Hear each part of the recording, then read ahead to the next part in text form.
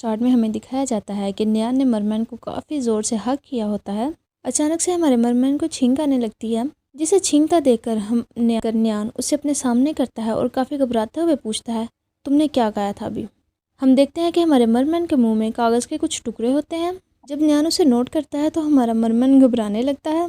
इसके बाद न्यान डॉक्यूमेंट को उठाते हुए हंसने लगता है। हम देखते हैं कि उसकी आंखों से आंसू भी निकल रहे होते हैं और वो हंस भी रहा होता है और बोलता है, ये वही फाइल है ना जिसे हमने स्टोर करना था, मगर तुमने तो इसे खा लिया। इसके बाद हम देखते हैं कि अनाउंसमेंट होती है और उन्हें बताया जाता है कि आपका टास्क कंप्लीट हो गया, जिसे सुनकर न्यान बोलता है, क्या फाइल्स को डिस्ट्रॉय करना था?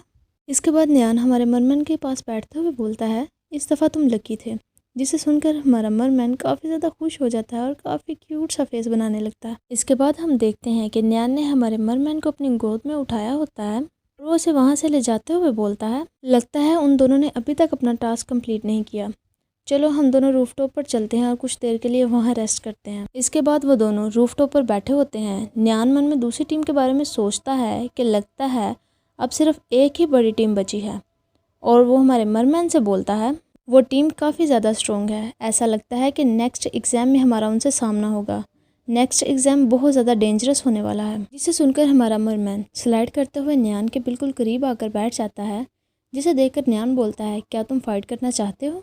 वो ये बोलता ही है कि हमारा मरमैन जल्दी से उसके सामने आता है और उसे कवर कर लेता है, बिल्कुल वैसे जैसे वो किसी से उसे बचा रहा हो। जिसे देखकर न्यान स्माइल करने लगता है और पीछे से उसके फेस के करीब जाते हुए बोलता है, तुम मुझे प्रोटेक्ट करना चाहते हो, क्योंकि मैंने बोला था कि ये एग्ज़ाम काफ़ी डेंजरस है।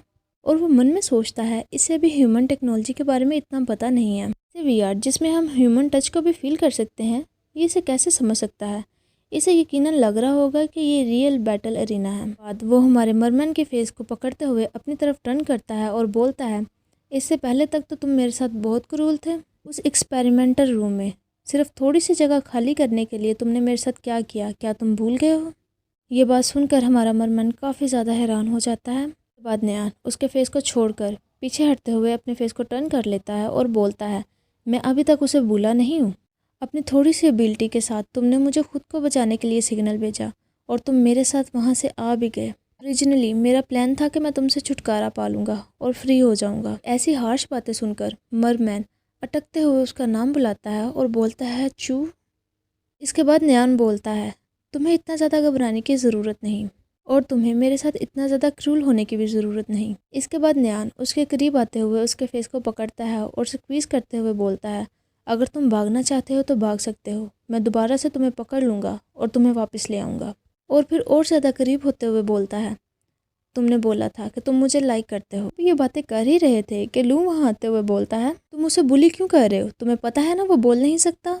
जिसे सुनकर न्यान बोलता है, लिटिल रैबिट, क्या तुम प्लीज़ मुझे मेरी वाइफ के साथ थोड़ी देर के लिए अकेला छोड़ सकते हो? जिसे सुनकर लू थोड़ा सा हैरान हो जाता है और फिर काफ़ी ज़्यादा क्यूट वे में गुस्सा करते हुए बोलता है, ये तुम्हारी वाइफ कैसे हो सकता है? और फिर कुछ सोचते हुए उसकी आंखें चमकने लगती है और वो हमारे मरमैन के करीब जाने लगता है। इसे ऐसा करते देखकर हमारा मरमैन काफ़ी हैरान हो रहा होता है। इसके बाद नेक्स्ट सीन में हम देखते हैं कि उसने हमारे मरमैन को उठाया होता है और वहाँ से जल्दी से भागने लगता है और ऊंची आवाज़ में उसे भी बोलता है, जल्दी भागो यहाँ से, वरना ये तुम्हें हार्म पहुँचाएगा। जिसे ऐसा करते देखकर न्यान तो कुछ समझ ही नहीं पा रहा होता कि ये क्या हो रहा है।